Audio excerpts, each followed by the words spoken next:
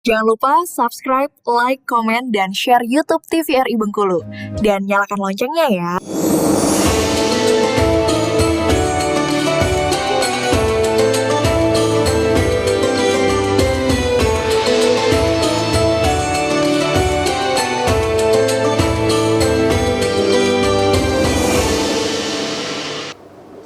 Terima kasih pemirsa masih setia bersama kami di segmen andalan kita Mutiara Kolbu Sejukkan Hati. Ya, Masya Allah, kita masih dengan tema yang sama ya Pak Ustadz, masih dengan tema sifat-sifat yang merusak keimanan. Kita di sini masih bersama dengan Pak Ustadz Ikhwan Nasution, juga ibu-ibu dari Majelis Taklim An-Naba dan ibu-ibu dari Majelis Taklim Grup Marhaban Cahaya Hati Kelurahan Surabaya. Pak Ustadz, saya lanjut pertanyaan boleh? Iya, silakan ibu-ibu, ada yang masih yang ingin bertanya Bu? Silakan. Iya. Assalamualaikum warahmatullahi wabarakatuh, Pak Ustadz. Waalaikumsalam warahmatullahi wabarakatuh. Perkenalkan, saya dari pengajian An-Naba, Ibu Berta. Yang saya mau tanyakan Pak Ustadz, apa perbedaan antara, kalau kita bilang dukun gak enak ya Pak Ustadz ya, orang pintar, ini kalau kita berobat kan kalau nggak ada alternatif lain kita ke orang pintar. Nah, satu lagi Pak, yang sering ruqyah. Nah, orang ruqyah itu apa termasuk juga syirik kita berobat ke orang-orang itu, sedangkan kita kan kalau nggak lagi bisa dengan jalan dokter, bisa jadi kan Pak ada orang datang ke tempat-tempat yang alternatif seperti itu Pak. Nah itu aja Pak pertanyaan saya, apa perbedaannya, apa itu termasuk syirik Pak kita berobat ke orang-orang seperti itu yang saya tanyakan. Makasih Pak Ustadz. Assalamualaikum warahmatullahi wabarakatuh. Waalaikumsalam warahmatullahi wabarakatuh. Pertanyaan dari Ibu Berta, Pak Ustadz, apakah termasuk syirik apabila kita berikhtiar mencoba berobat ke orang pintar seperti itu Pak Ustadz? Silakan dijawab. Baik, kita bahasa dusun kan dukun. Iya. Ya, tidak semua dukun itu syirik ya. Karena ada dukun yang benar. Contoh dukun beranak. Dukun beranak kan tukang nyambut anak. Kemudian dukun patah. Ya itu kan ya boleh urut artinya. Ya itu boleh. Yang tidak boleh itu ketika dukun itu yang diartikan seperti peramal. Kan dalam hadis itu man atal kahin, siapa yang mendatangi kahin, kahin itu peramal. Yang peramal itu dia menggunakan medianya jin, minta tolongnya kepada jin. Maka dia punya kesepakatan dengan jin. Maka dia bukan dengan bacaan Quran, dia cirinya dengan mantra. Kemudian syaratnya juga syarat yang tak ada hubungannya dengan agama, syaratnya dengan ada hubungan mungkin yang serba hitam, ayam hitam, kemudian beras hitam, kemudian yang hitam-hitam lah ya. Kemudian ya itu tadi, dan dia doanya adalah bagian dari mantra. Nah itu diantara syirik, itu dukun yang dilarang. Tapi beda dengan ruqyah. Ruqyah itu memang Nabi pun meruqyah. Artinya ruqyah itu berdoa kepada Allah dengan membaca ayat-ayat Al-Quran. Karena Al-Quran itu pun Allah yang jamin. Wa nunazzilu minal Quran ma huwa syifa wa rahmatul lil mu'minin. Kami turunkan Al-Quran. Di Al-Quran itu ada syifa. Syifa itu hanya penyembuh. Maka ada ayat-ayat Al-Quran yang dengan kita bacakan itu, kemudian kita berdoa kepada Allah, maka Allah akan sembuhkan atas izin Allah. Jadi beda antara dukun dengan ruqyah. Kalau dukun, dia berdoanya dengan mantra. Tapi kalau ruqyah, dia berdoa kepada Allah dengan menggunakan ayat-ayat Al-Quran. Dan ruqyah itu dibolehkan, bahkan disunnahkan. Nabi pun meruqyah ketika ada sahabat yang terkena gigit kalajengking yang berbisa. Maka Nabi pun meruqyah dengan bacaan Quran, membaca surah Al-Falaq, membaca Quran surat An-Nas. Nah itu cara Nabi, itulah meruqyah. Jadi beda jauh antara dukun dengan ruqyah. Tapi tidak semua dukun salah. Seperti dukun beranak tentu tidak salah. Justru dia menolongkan dukun beranak.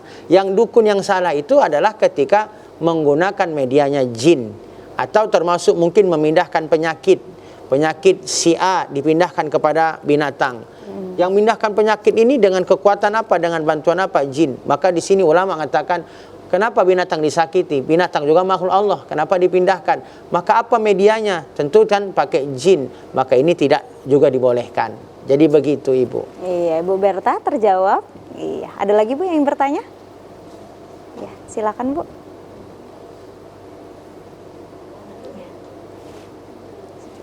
Bismillahirrahmanirrahim. Assalamualaikum warahmatullahi wabarakatuh. Waalaikumsalam warahmatullahi wabarakatuh.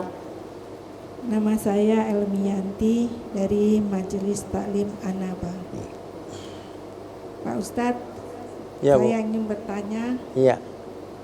apakah sifat sombong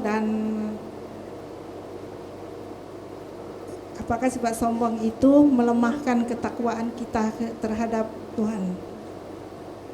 Sekian, itu saja. Terima kasih. Assalamualaikum warahmatullahi wabarakatuh. Waalaikumsalam warahmatullahi wabarakatuh. Pak Ustadz, apakah sifat sombong itu di hati kita, apakah itu akan melemahkan ketakwaan kita terhadap Allah Subhanahu wa Ta'ala? Pak Ustadz, silakan dijawab. Iya, betul. Iblis itu hamba Allah yang taat di dalam sorga. Bahkan lebih dulu iblis dibanding Nabi Adam.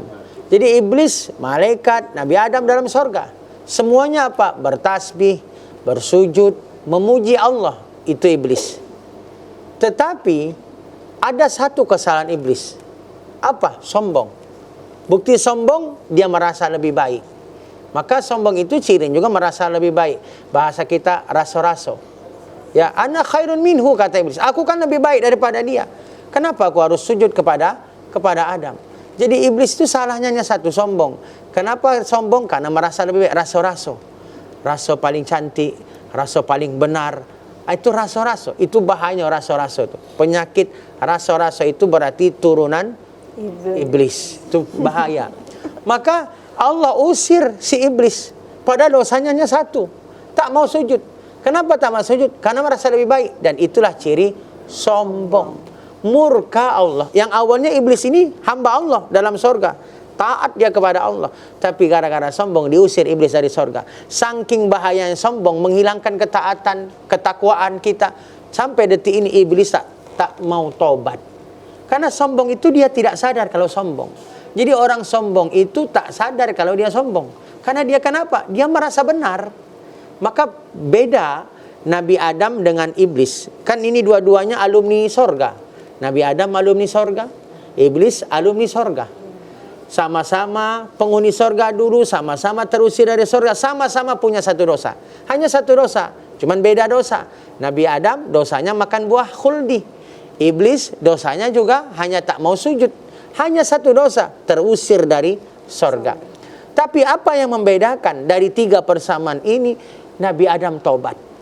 Nabi Adam tobat. Maka ketika diusir dari sorga, Nabi Adam sadar diri. Rabbana zalamna anfusana wa illam taghfir lana wa tarhamna lanakunanna minal khasirin. Ya Allah, kami telah zalim dengan diri kami. Kalau bukan karena ampunanmu dan kasih sayangmu, sungguh aku menjadi orang yang rugi. Ampuni aku ya Allah. Maka Nabi Adam dosanya makan buah khuldi, melanggar keperintah Allah, maka Nabi Adam sadar dan dia tobat. Maka Nabi Adam dipastikan kembali nanti masuk surga. Tobat. Tapi iblis tak tobat-tobat sampai sekarang. Maka iblis takkan pernah bisa masuk surga. Dosanya sama satu, cuman sombong. Itulah bahayanya sombong. Jadi orang sombong itu tak sadar kalau dia sombong. Maka kenapa iblis tak mau tobat? Karena dia merasa benar. Itulah sombong itu bahayanya tadi. Jadi sombong itu apa? Ketika dia menolak kebenaran karena dia merasa benar dan dia meremehkan manusia, maka otomatis sombong itu menghilangkan ketaatan kita, menghilangkan ketakwaan kita kepada Allah Subhanahu wa Ta'ala. Terjawab, Bu, ya? Iya, alhamdulillah Pak Ustadz. Mungkin kita masuk ke kesimpulan dulu Pak Ustadz untuk tema kita pada hari ini tentang sifat-sifat yang merusak keimanan. Langsung saja Pak Ustadz, silahkan. Baik. Pemirsa TVRI Bengkulu dimanapun berada dan seluruh yang berada di studio, sifat-sifat yang merusak keimanan. Nikmat terbesar kita hari ini adalah ketika kita ditakdirkan oleh Allah menjadi orang beriman. Di antara keutamaan orang beriman, satu, ketika dia beramal, maka dia pasti akan mendapatkan balasan. Sekecil apapun amal, maka pasti Allah akan berikan balasan. Fama ya'mal mithqala dzarratin khairan yara. Sekecil apapun kebaikan yang kita lakukan akan ditampakkan balasan. Ini untuk siapa? Untuk orang beriman. Orang beriman dijamin oleh Nabi, dia pasti masuk surga. La yadkhuluha illa wa huwa mu'min. Tidaklah surga itu dimasuki kecuali mereka yang beriman. Tapi masalahnya iman itu ada ujian, ada yang bisa merusak sifat-sifat iman itu. Ada sifat-sifat tercela yang itu dari perbuatan kita yang bisa merusak iman. Maka Nabi ingatkan, ada orang paginya beriman, kemudian sorenya hilang iman, dia kafir, mati dalam kondisi sore itu, maka batallah imannya. Maka tugas kita menjaga diri kita dari yang bisa merusak iman. Satu diantaranya adalah syirik. Maka jangan sampai kita terjebak dalam kesyirikan. Kesyirikan yang diartikan adalah bukan tidak percaya kepada Allah. Kesyirikan itu dia percaya kepada Allah, tapi dia percaya kepada selain Allah yang bisa mengabulkan doanya, yang bisa menolak balak baginya, yang bisa dia menjadikan sebab dia menjadi mulia. Itulah kesyirikan. Percaya kepada makhluk atau percaya kepada benda. Maka sekuat tenaga jangan pernah terjebak kepada kesyirikan. Yang kedua, di antara sifat yang bisa merusak iman kita, ketika kita hobi berbuat dosa. Dosa itu bahaya. Dosa, gara-gara dosa, doa kita tidak dikabulkan Allah Azza wa Jalla. Gara-gara dosa, hidup kita tak berkah. Gara-gara dosa, sebabnya nanti puncaknya kita dapat azab dan siksa, itu gara-gara dosa. Maka jangan pernah kita ingin berbuat dosa, walaupun mungkin hanya coba-coba. Maka merusak iman itulah berbuat dosa. Sekuat tenaga jauhi dosa. Dan yang ketiga, ketika iman itu rusak juga gara-gara kita. Apa itu diantaranya? Kesombongan. Sombong itu cirinya merasa dia lebih baik, menolak yang benar, menolak kebenaran karena dia merasa dirinya benar, dan juga meremehkan manusia. Inilah diantara dapat merusak iman kita. Iya Pak Ustadz, terima kasih Pak Ustadz, Ya. Pak Ustadz atas hari ini. Jadi kita sudah tahu ya Ibu-ibu apa saja sih sifat-sifat yang bisa merusak keimanan. Di antaranya tadi adalah sifat syirik, di mana kita percaya kepada selain Allah, tapi percaya juga kepada Allah, tapi juga percaya kepada selainnya. Lalu yang kedua tadi kita melakukan kemaksiatan Pak Ustadz ya. Dan yang ketiga kita tergolong orang-orang yang sombong ya. Mungkin itu saja Pak Ustadz. Terima kasih untuk hari ini. Semoga ilmu ini bermanfaat Pak Ustadz untuk saya, untuk ibu-ibu dan untuk pemirsa yang ada di rumah juga. Terima kasih juga ibu-ibu atas waktunya pada hari ini dan juga sudah bertanya, ibu-ibu sudah menyempatkan. Dan akhirnya saya Memter Asmara bersama kru yang bertugas pamit undur diri. Semoga dengan menjauhi larangan Allah kita semua dapat menjaga iman kita kepada Allah Subhanahu wa taala. Terima kasih atas perhatian Anda. Wassalamualaikum warahmatullahi wabarakatuh dan sampai jumpa.